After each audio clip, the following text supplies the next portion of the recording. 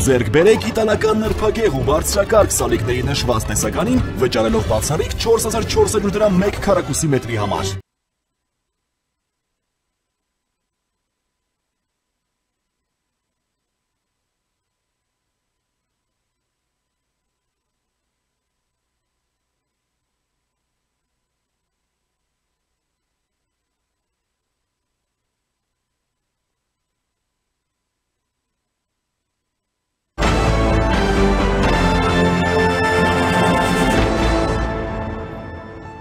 Պակիստանյան լրատվամիջոցները գրում են, որ Բաքվի և Իսլամաբադի միջև ստորագրվել է 4.2 միլիարդ դոլարի համաձայնագիր Պակիստանի ու Չինաստանի համատեղ արտադրած GF-17 Thunder Block 3 ինքնաթիռների գնման վերաբերյալ։ Ըստ լրատվամիջոցների հաղորդագրությունների Ադրբեջանը ընդլայնում է GF-17 Thunder Block 3 կործանիչների նախնական գնումը, դրանց թիվը 16-ից հասցնելով մինչև 40 միավորի։ 24 թվականի փետրվարին Ադրբեջանը ստորագրել էր 1.6 միլիարդ դոլարի պայմանագիր 16 GF-17 առաջադեմ բազմաֆունկցիոնալ ինքնաթիռ ձեռք բերելու համար, որոնք ըստ լուրերի մատակարարվել են նույն թվականի սեպտեմբերին։ Ըստ լրատվամիջոցի հաղորդումները վկայում են, որ այս գործարքը նշանակալիորեն բարելավել է Ադրբեջանի օդային կարողություններն ու խորացրել Պակիստանի հետ պաշտպանական համագործակցությունը։ Չհաստատված տեղեկությունների համաձայն 25 թվականի դրությամբ արտադրվել է ավելի քան 160 GF-17, դրանցից 145-ը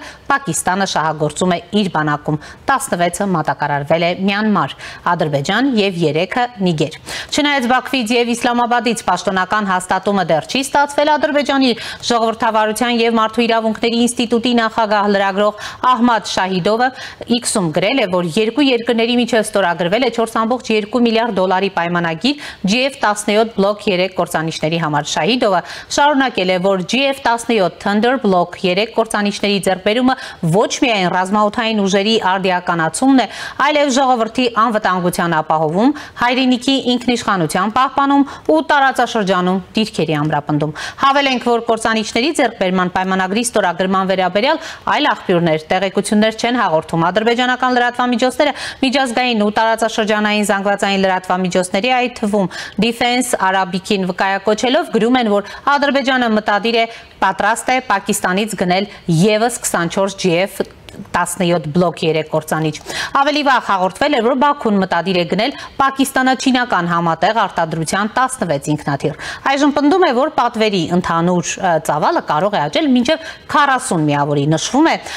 նաև, որ ենթադրյալ արժեքը 4.2 միլիարդ դոլար 24 նոր GF-17 կործանիչների համար է լինելու։ Հիշեցնենք, որ 24 թվականի սեպտեմբերին Ադրբեջանի նախագահ Իլհամ Ալիևը ներկայացվել էր Պակիստանից գնած GF-17C Block 3 ինքնաթիռը։ Հիշեցնենք, որ Հայաստանը Հնդկաստանից մեծ քանակությամբ հոբ համակարգեր է պատվիրել եւ այս գնումների խորապատկերին կարևոր է հասկանալ, թե որքանով արդյունավետ կլինեն այդ հոբ համակարգերը պակիստանյան կործանիչների հետ հնարավոր մենամարտում։ Հյուրս ողջ մնալու արվեստ ռազմահայրենասիրական հասարակական կազմակերպության ղեկավար Վովա Վարդանովն է։ Բարև ձեզ, պարոն Վարդանով, շնորհակալ եմ հրավերն ընդունելու համար։ Եվ այսպես, պարոն Վարդանով, նախ եւ առաջ մինչ կանդրադառնանք ընդհանրապես թե ինչ գնումներ եւ ինչպիսի համագործակցություն կա Բաքվի եւ Պակիստանի միջեւ, անդրադառնանք Հնդկաստանից մեր հոբ համակարգերին, որոնք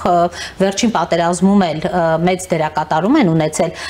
Ընդհանրապես ինչ է ցույց տվել արդյունքը, քանի որ դուք ինքներդ էլ մասնակից եք եղել պատերազմին։ Օրինակ Պակիստանի կործանիչների դեմ հնդկական հոբեր որքանով են արդյունավետ գործել, համեցեք։ Եթե վերցնենք մեր բախումները թուրքերի հետ, ընդհանուր ասենք Ղարաբաղի թուրքական պատերազմը, այդ ժամանակ ինքնաթիռներ գրեթե չի օգտագործվել, չհաշված ասենք փոքր մի քանի գրող բանի վրա թարթարի հունով ինքնաթիռները անցնում ռմբակոծում էին եւ վերջում զինադադարը կնքելուց հետո ուժի մեջ մտնելուց մի քանի ժամ հետո անհայտ ինքնաթիռ, էլի բնական էլի թուրքական, եկավ ռմբակոծեց Կարմիր շուկայում մեր դիրքերը, դրանից բացի այտենց ավիացիոն ակտիվություն համեմատաբար ժամանակակից ինքնաթիռներով այդքան չի եղել։ Ես չեմ կարծում, որ այս GF-17-ները, որոնք որ չինական, բացայտ չինական ինքնաթիռներ են, ուղղակի հավաքվում են այսպես ասած, պակիստանսկի սբորկա են, ուրեմն իրենք այդքան բան են, էլի ժամանակակից են։ Ուղղակի սրանից մի քանի ժամանակ առաջ, շատ կարճ ժամանակ առաջ Հնդկաստանը եւ Պակիստանը իրար հետ վերջի տարիներին ամենամեծ օդային մարտը վարեցին եւ GF-17-ները իրենց լավ դրսեւորեցին։ Ընդհանրապես ցանկացած պատերազմական գործողությունների ժամանակ, երբ որ մի զենք իրեն լավ է դրսեւորում, կամ հակառակորդը ում դեմ է զենք կիրառվել է, այնքան հիմար է լինում, որ ասենք ռեկլամա սկսում ստեղծել հակառակորդի զենքի համար, այդ զենքի վարկանիշը բարձրանում է եւ վաճառվում է։ Կարելի է հիշել, ասենք Բայրակտարի օրինակը, շատ պրիմիտիվ զենքի տեսակ էր Բայրակտար TB2-ը, որը որ իրենց պրոպագանդայի եւ մեր վայնասունի պատճառով կոպիտ է հնչում, բայց դա այդպես էր, ուրեմն մեծ ռեկլամ արեցին, ասենք այդ թուրքական արտադրողին։ Բացի դրանից, որ հոգեբանական ճնշում բան եղավ ու մենք մեզ էինք ճնշում, շատ հաճախ այդ բանը բայրակտարա ֆոբիա առաջացնելով մեր մոտ, ինքը լավ շուկայի համար, ասենք, բան եղավ, ռեկոմենդացիա լինի, ասենց ինչ-որ լավ ռեկլամ էր։ Այդ PR-ին մենք մասնակցեցինք, իդեպ թուրքերը մեզ փող չտվեցին դրա համար, կարային մոծային, էլի, բայց որ Բայրակտարը ապուշ զենք էր, երևաց, ասենք, Ուկրաինայում, որտեղ այնտեղ մի քիչ ավելի շատ կար Բայրակտար ու ընդհանրապես չերևացին։ Արդյունավետությունը պարզ չէ։ Ընդհանրապես չերևացին։ Մի քանի հատ շատ այնց հեշտությամբ սիլա տալով, ասենք, 5-70 թվականների, ասենք, հոբ համակարգերը ծեփեցին գետնին եւ իրանց իզութոզը կորավ ռուս-ուկրաինական պատերազմի, ասենք, թաթերաբեմից։ Հիմա ուկրաինական չի, ինքը գրեթե ցամաքային պատերազմ չունեցան, Պակիստանն ու Հնդկաստանը, իրենք ունեցան ավելի շատ օդային պատերազմ։ Ճիշտ է, ցամաքային այնտեղ հրթիռներով հարվածներ ա եղել, ասենք, ցամաքին քիչ թե շատ, ասենք, սահմանապահները իրար վրա կրակել են, մի քանի հոգի պատանտ են վերցրել մի կողմից, մյուս կողմից, բայց հիմնական գործողությունը դա օդային մարտն էր, որում Հնդկաստանի կողմից կռվում էին ուրեմն ֆրանսիական Ռաֆալները, Su-30 MK-ները, որը նույն Su-30 SM-ն է, որը որ մենք ունենք, 4 հատ գնել ենք, եւ այն կողմից Պակիստանի կողմից կռվում էին չինական ինքնաթիռը, այդ թվում նաեւ GF-17-ները։ Դա լավ ռեկլամ եղավ եւ Իլհամ Ալիևը, Բաքվի, ինչ ասեմ, ավտոկրատորը, ինքը որոշեց, որ հա, իրոք ված չի իրան դրսևորել, բնական է, ասենք, ռազմական փորձագետներ այդ ամեն ինչը թանձրացնում են մի քիչ փող ստանալով, ես ինչի համար եմ ասում, ենք այդքան թանձրացնեցինք Բայրակտարը, չբաշարեցինք փողոց ենք դրա համար։ Այդ մասնագետները թանձրացրեցին, ասեցին շատ լավ զենք է, այն դեպքում, որ ինքը այդպես մի առավելություն չունեցավ ոչ Ռաֆալի վրա, ոչ էլ, ասենք, բանի վրա։ Ուղղակի ժամանակակից GF-17-ը կռվեց, ասենք, 90-ական թվականների սկզբի Ռաֆալի դեմ։ Su-30-ի դեմ, Su-30 MK-ի դեմ հաջողություն չունեցավ, որտեղ Su-30 MK-ի վրա նստած էին փորձառու օդաչուներ, իրենք ժամանակակից ինքնաթիռներ են եւ ոչ մի հատը չխոցվեց, նույնիսկ, ասենք, գրոհ ա եղել Su-30 MK-ի վրա, շեշտը դնում եմ դրա վրա, որտեղ մենք դրանից ունենք, ու չենք 6 հրթիռ միաժամանակ, սկզբից 4, հետո 2-ը միացել են, 6 հրթիռով չեն կարացել Su-30-ը խփեն։ Դա նշանակում է, որ Su-30-ը GF-17-ին այդպես մի չի զիջում, համենայն դեպս GF-17-ի համար եսիմինչ ձևի թիրախ չի։ Դա իր ռազմատեխնիկական, շուկայական հարաբերություններ, իսկ որ նայենք, ասենք, ինչի համար է օդային պարկը շատացնում Բաքվի, Թուրքիայի, ասենք, պետությունը։ Չեմ կարծում, որ Հայաստանի Հանրապետության համար է այդ ամեն ինչը նախապատրաստվում։ Նայեք, Իրանի հետ ինքը հիմա մի քիչ եղբայրություն արեց նույնիսկ Արցախի տարածքում, օկուպացված Արցախի տարածքում մինչև օկուպացված Բերձորում այս 3 բաները հավաքվեցին, 2 թուրք ու մի հատ թուրքանմանը, ուրեմն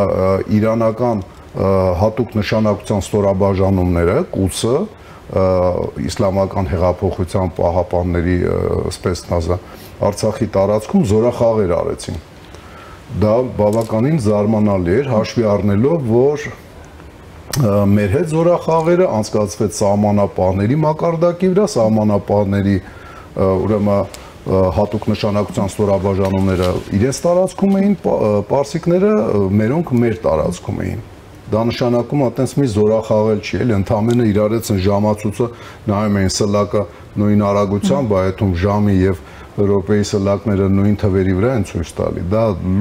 լուրջ զորախաղ չէր, իսկ թուրքերի հետ լուրջ զորախաղ արեց Իրանը։ Դա ամենայն դեպս չի նշանակում, որ Իրանը եւ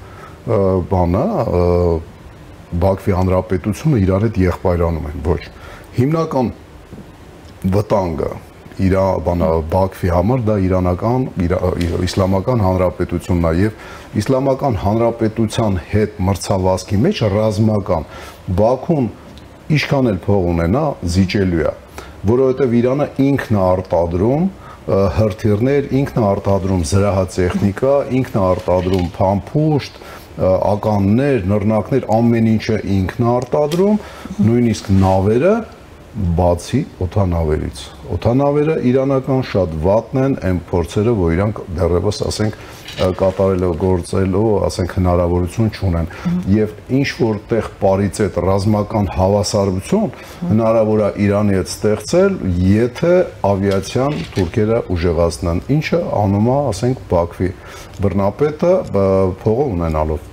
Տեսեք, մինչ կանդրադառնանք նաև հայ-իրանական հնարավոր այս ռազմական համագործակցության խորացմանը, պարոն Վարդանով, տեսեք, ժամանակին տեղեկություն կար, որ պակիստանյան կործանիչները որակյալ չեն, բայց հիմա նշվում է, որ դրանք բավականին կատարելագործված են եւ ըստ էության Ադրբեջանը Բաքուն այս կատարելագործված արդեն տարբերակներն է ընտրում, ինչը ձեզ հայտնի է այս առումով։ Ես չեմ կարծում, որ եղել է մի ժամանակ, որ պակիստանյան ինքնաթիռները գնահատվել են որպես, ասենք, ոչ կատարյալ կամ ասենք հետամնաց, իրենք չինական ինքնաթիռներ են, ուղղակի հավաքվում են Պակիստանում։ Չինական ինքնաթիռները արդեն 15 տարի է մոտավորապես համապատասխանում են 21-րդ դարի այս հատվածի, ասենք, պահանջներին։ Ուղղակի ցանկացած կոնֆլիկտ ռազմատեխնիկական զարգացումը 1-2 քայլ առաջ է տանում, ցանկացած մեծ կոնֆլիկտ ու ուկրաինական, ասենք, կոնֆլիկտը հաշվի առնելով հիմա G17-ը եթե հաշվի առնելով ինչ-որ փոփոխություններ ամացրել, ինքը ավելի արդիական է լինելու, քան մինչև 2022 թվականը, որովհետև 2022 թվականին փորձերը ռազմական փորձեր, ոնց որ ասած, տվել էր փորձագիտական դաշտին եւ ինժեներներին Արցախի, ասենք, բռնազավթման փորձը 20 թվականին, ուրեմն Էթիոպիայում առանց ավիացիայի շատ քիչ ավիացիայով, ասենք, մարտերը ինչ որտեղ իհարկե, ասենք, ավիացիային դաս եղավ ավիացիայի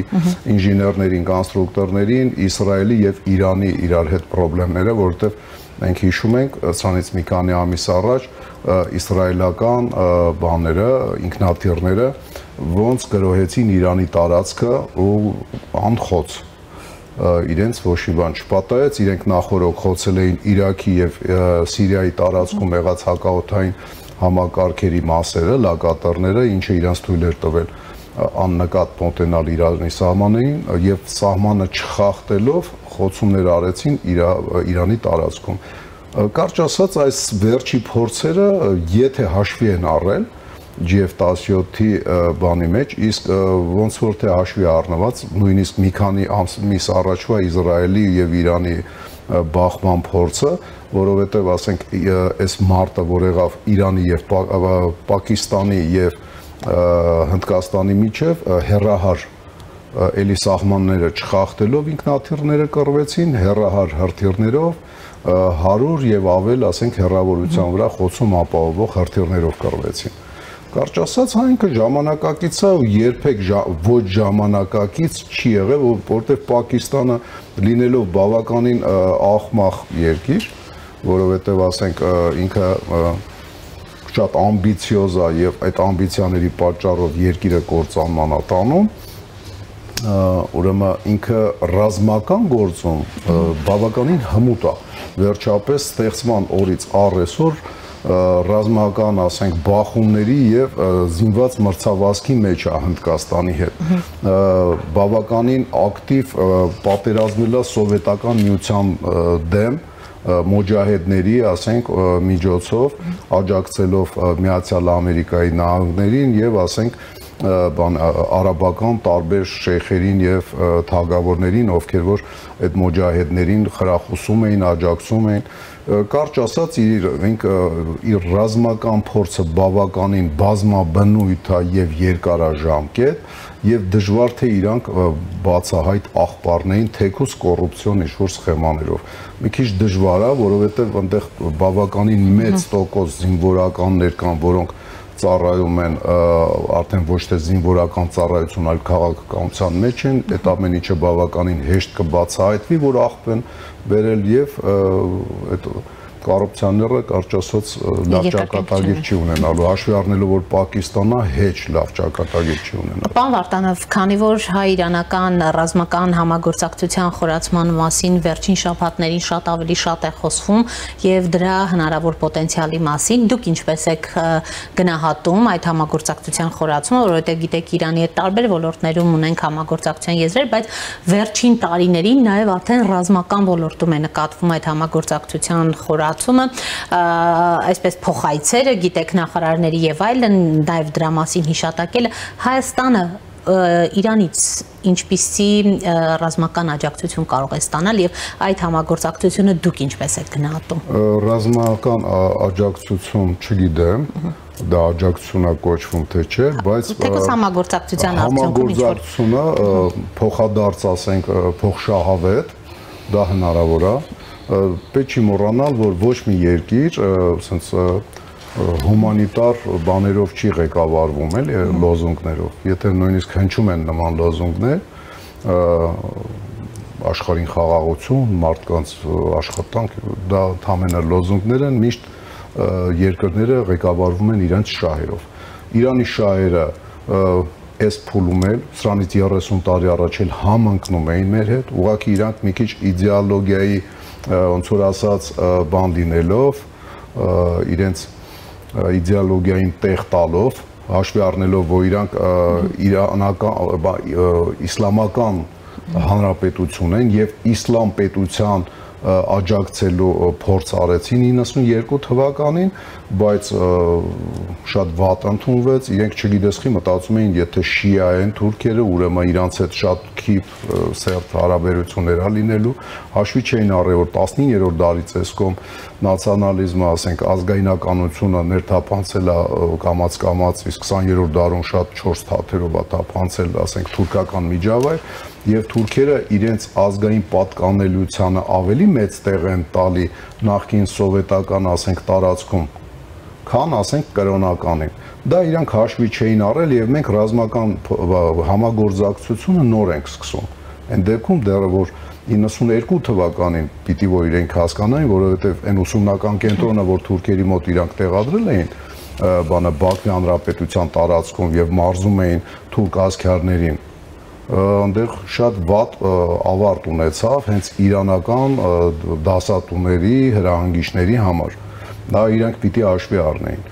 Հիմա երևի արդեն վերջապես իրենք հանել են այն ակնոցները, որ կոչվում է, ասենք, բանը իսլամական եղբայրությունը